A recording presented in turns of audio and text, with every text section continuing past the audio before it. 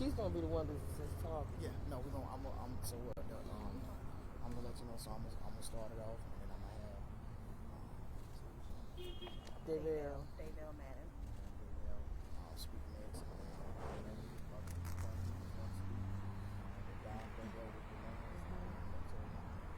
Summarize it up. We're about to start it off.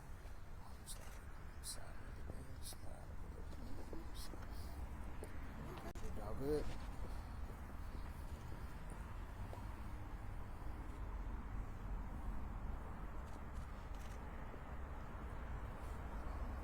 So I want to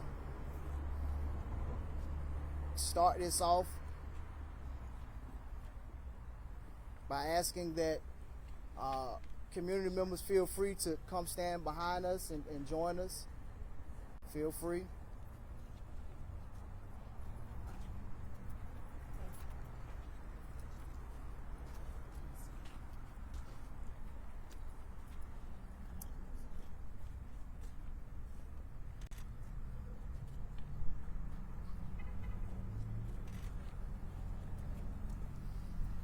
Before we begin this press conference, I would love and would like to have a moment of silence in honor and respect of Darryl Williams.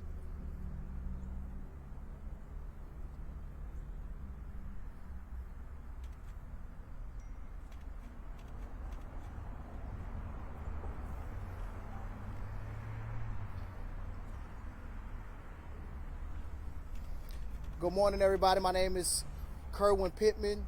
I'm a social justice activist here in the city of Raleigh. And here we are again at another press conference, another incident at the hands of Raleigh Police Department. I just want to say that Darryl Williams should not be dead. Darryl Williams should not be dead. On the morning that Darryl Williams was murdered at the hands of Raleigh Police Department, their initial interface, their initial encounter with Mr. Williams was unwarranted and unjustifiable. And what I mean by that is nobody called Raleigh Police Department to the scene. Right. Raleigh Police Department decided to show up on their own and do what they call proactive patrolling. And we got to call a spade a spade. We know what proactive patrolling means and what proactive patrolling really is. That's right. Proactive patrolling is nothing more than racial profiling of marginalized communities. Yes. It is finding an excuse when there is no excuse to stop minorities in minority communities. In our own neighborhoods. But most importantly, this is Raleigh Police Department's own version of stop and frisk. Let's make no mistake about this. This is Raleigh Police Department's own version of stop and frisk. They just call it proactive patrolling.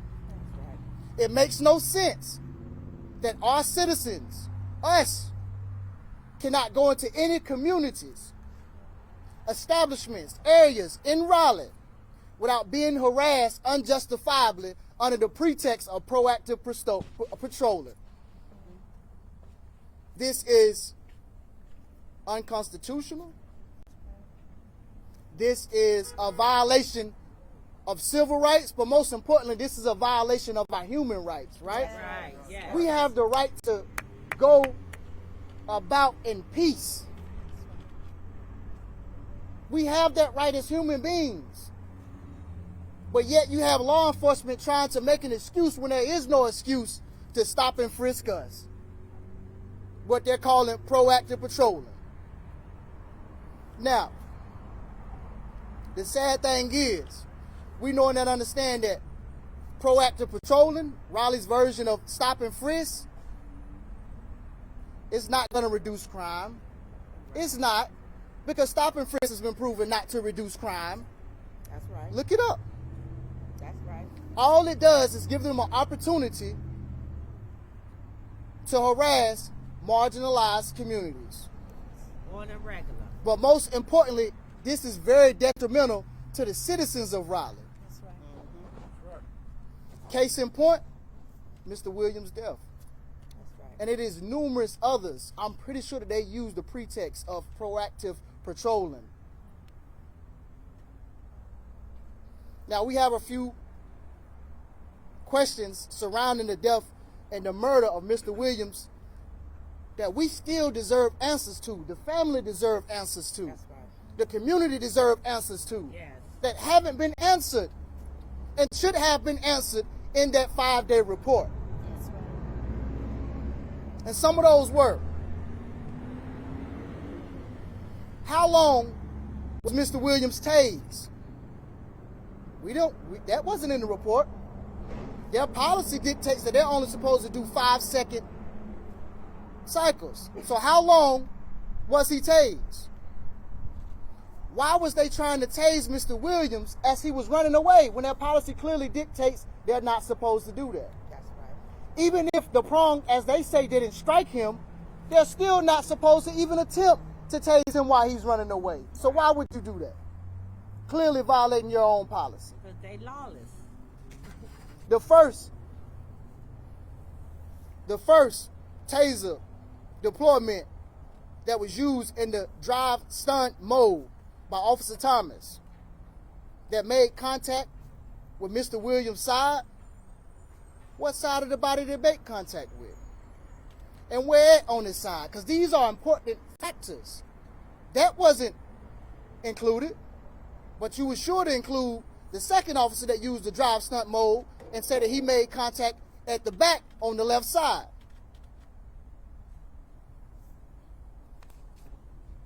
Why, when Mr. Williams expressed he had heart conditions, they still chose to tase this man again? Why isn't this taken into consideration? Why isn't this written into their policy about tasing somebody with heart conditions, especially when they express that they have heart conditions, knowing that it's scientifically proven that a taser could either stop your heart or cause you to go in cardiac arrest? These are some of the questions, just a few of the many questions that we demand answers to, deserve answers to. Now I'd like to invite family members to come speak, please. Hi, my name is David Madden. I'm here speaking on behalf of Darryl's mother, Sonya Williams. And we would just like to say that on behalf of the family, we appreciate everyone and their support. But we would also like for you all to know that a piece of our hearts has been taken from us. You know, what is going on in our community is a true testament as to why we're all gathered here today. And we just want answers. We want answers as to why this happened to Darryl.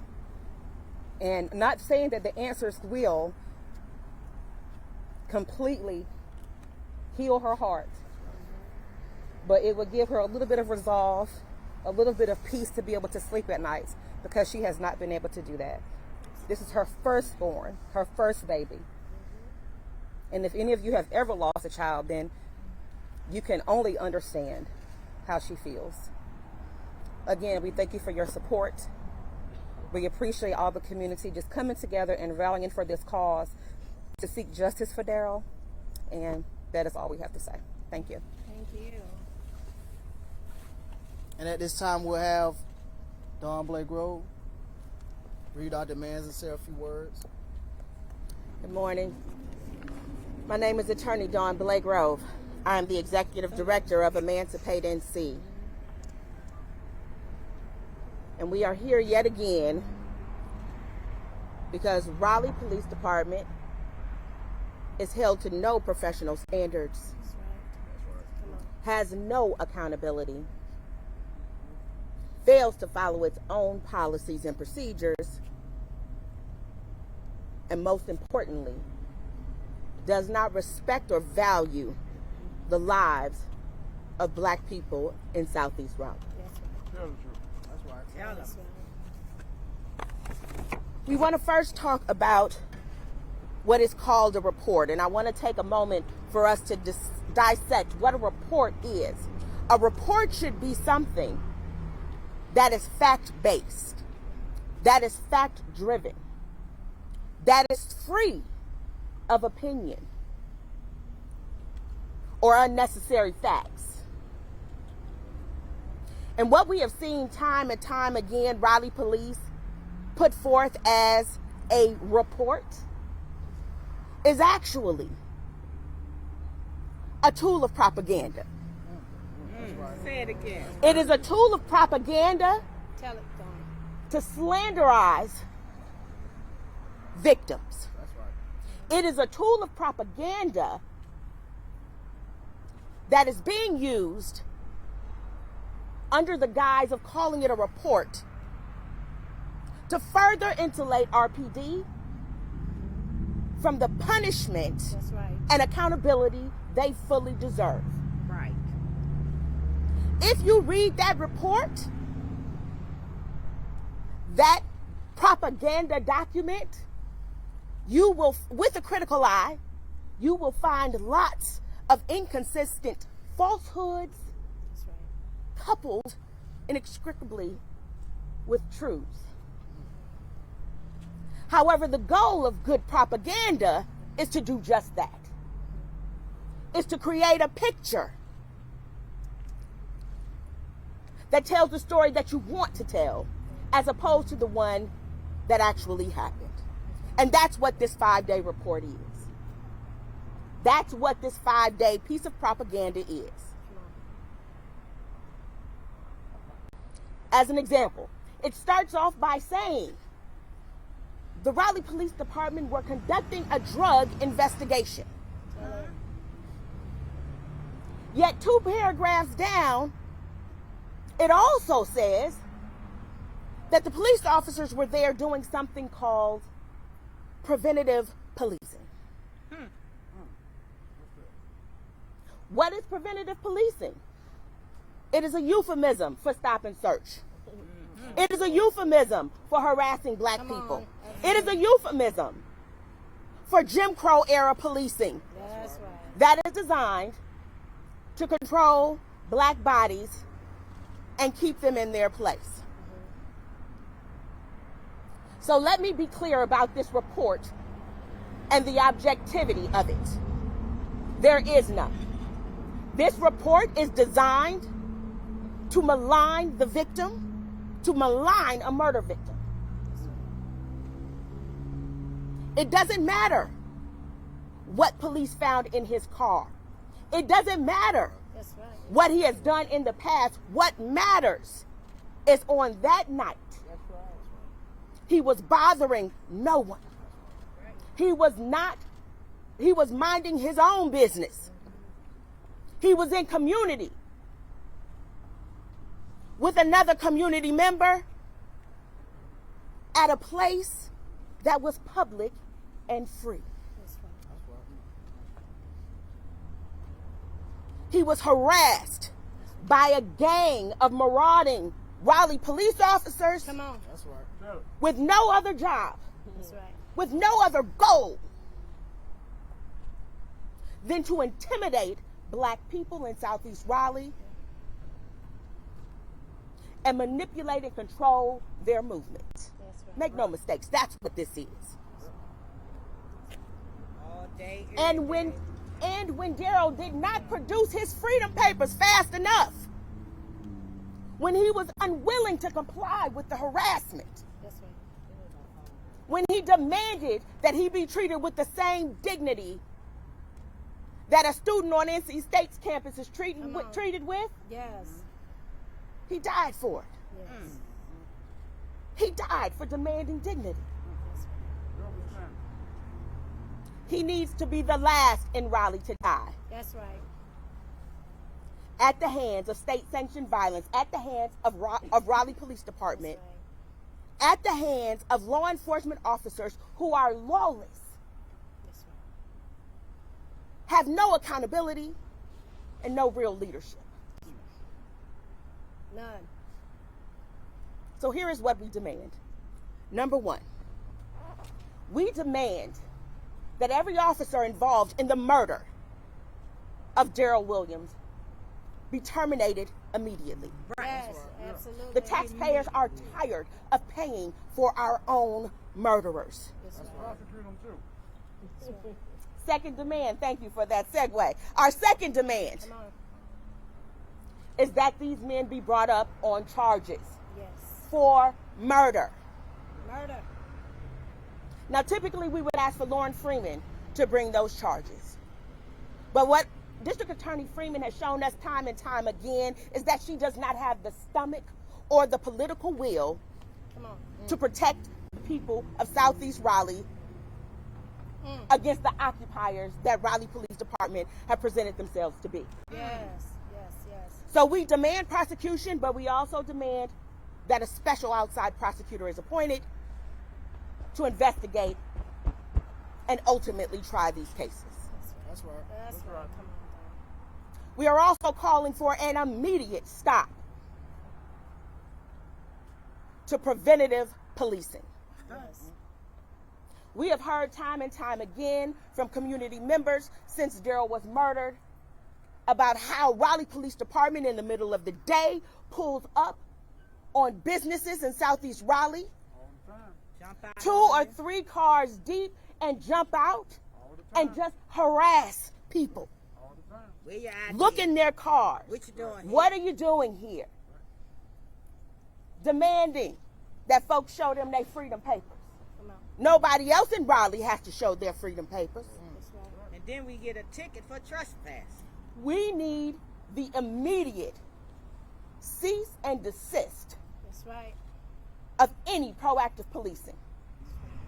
We also demand that until Raleigh Police Department officers have proven that they understand their own policies and procedures around the use of tasers, that all tasers be removed from Raleigh Police Department officers, and no more tasers are able to be used until the community can be ensured that non-lethal force will not become a murder weapon. That's right. I agree. We also demand more accountability and oversight. The Raleigh City Council created a sham of a police oversight board. That's right. We want that board either dissolved That's right. or repopulated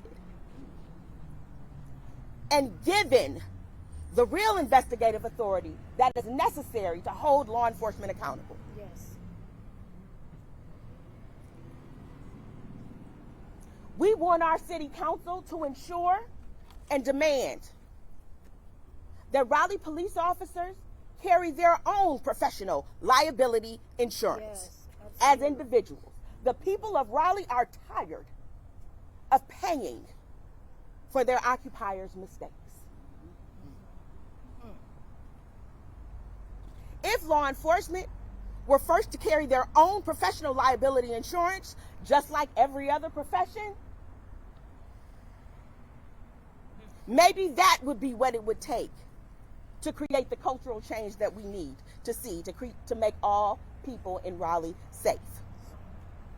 Because what we know for sure is that Chief Patterson and City Council don't respond to dead black bodies with accountability. They don't respond to grievance after grievance after grievance that is filed. Come on. Come on. They do not respond to the indignities that the people of Southeast Raleigh That's right. have to live with every single day. Every day. All skin folk ain't kin folk. So maybe we can create the cultural change we need inside of law enforcement if their bottom lines are impacted. That's right. Right. That's right. Again, we stand here before you with demands that are not utopian. They are real, they are tangible, and they can be achieved. Yes. Black folks in Southeast Raleigh can be safe, and they deserve that. They certainly do not deserve to live in a militarized state being occupied by people that you're protecting, sir. Thank you. We'll now have Dr. Kimberly McTerrian close us out, and then we'll have a small portion for Q&A.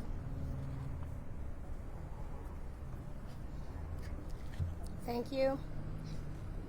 To the Raleigh viewing audience and across this nation, we stand here on the grounds of Martin Luther King statue. But Mr. Darryl Williams died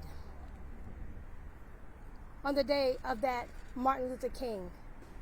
And we have a duty and an obligation to close out this nightmare and bring in the reality, not the dream, but the reality that says all men are created equal. On the death of Mr. Williams, his life did not matter to police officers. They did not even bother to do resuscitation as they stood and watched over him. All lives matter, but Black lives matter too.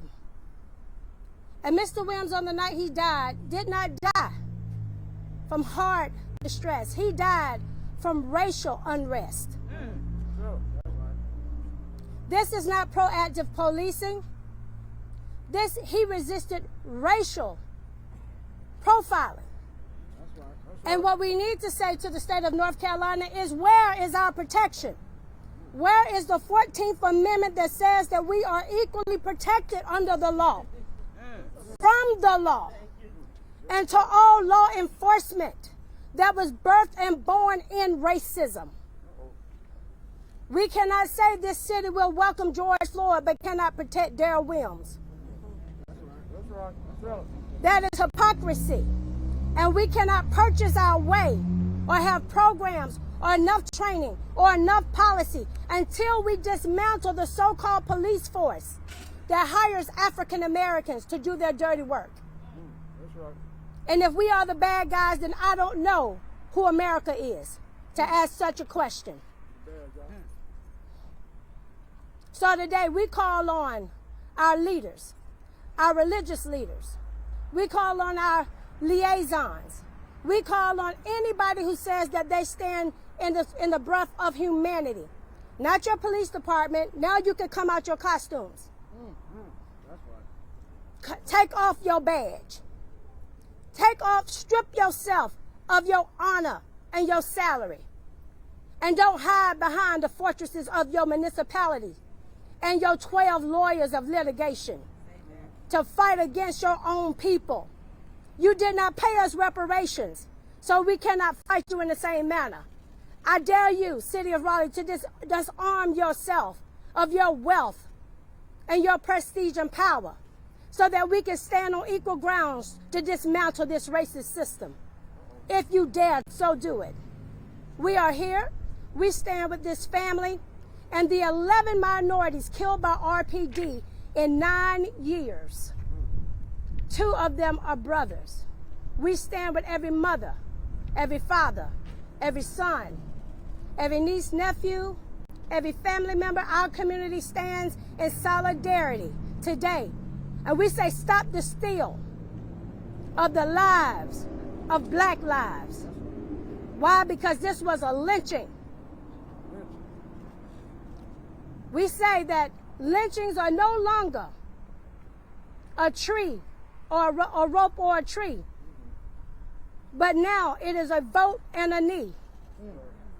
And now we say it is a taser gun that has lynched Mr. Williams. We say cease and desist. We call for legislators, Congress members to protect black Americans, those who built the grounds of your city, built the buildings in which you walk in. We deserve protection. And we will not stop by any means necessary until we get it. Thank you.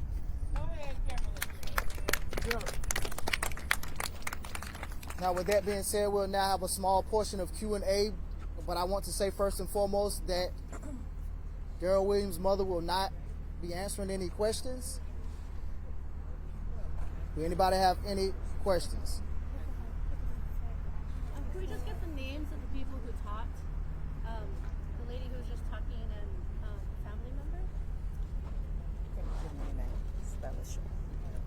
Kimberly Muktarian, Kimberly Muktarian.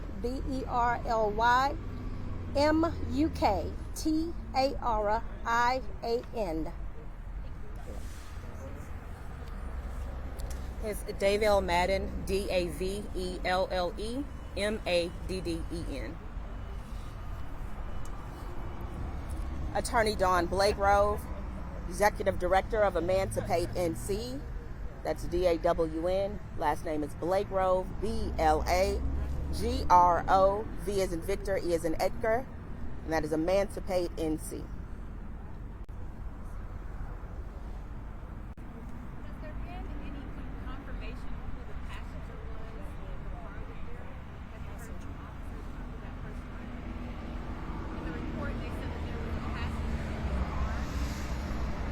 Sorry, okay. If you can speak up a little bit, asking who was the passenger. Who was the passenger? We don't have any information. Oh, we don't have no information on who the passenger was. Kerwin, I know, first of all, we're sorry for the loss of Darryl Williams. I know that you have mentioned, and several people up there have talked about the concern about this preventative or proactive policing. In the 5-day report, it does state that they were policing that area due to a heavy volume of calls that they've gotten from that location, somewhere in the midst of about 105 over the course of 2022. What would be the response to that? So the response to that would be, they get heavy calls on Glenwood, but do you see them proactive patrolling on Glenwood? Just because our area receive heavy calls does not mean that regular citizens cannot go over in that area without being harassed. This is an excuse when there is no excuse for what they're doing. Plain and simple. And also, let's make no mistake that this situation and this response that we've seen from RPD, heavy policing in Black and brown communities in this city, is not new. This is a cyclical structure. If you over-police a community, if you make that community believe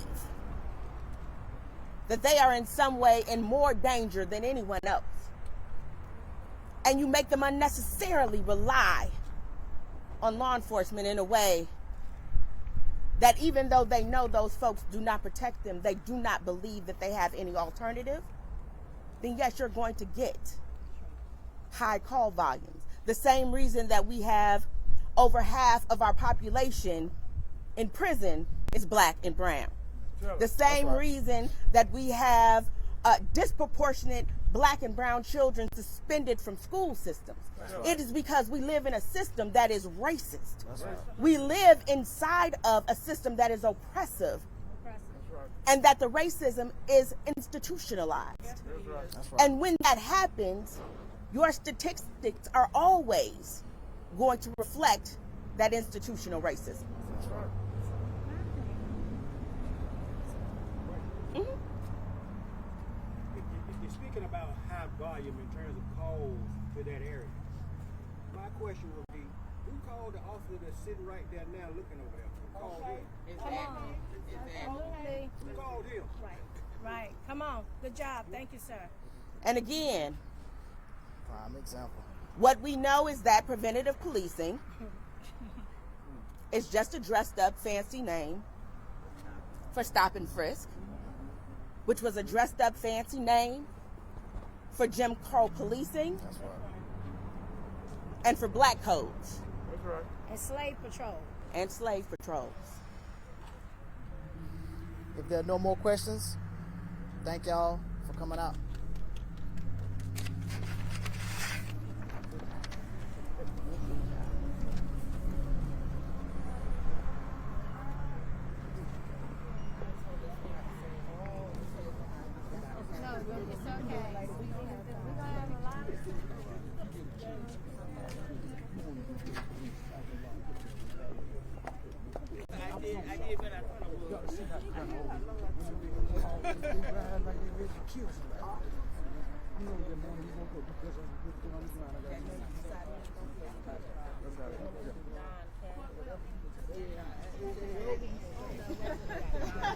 done.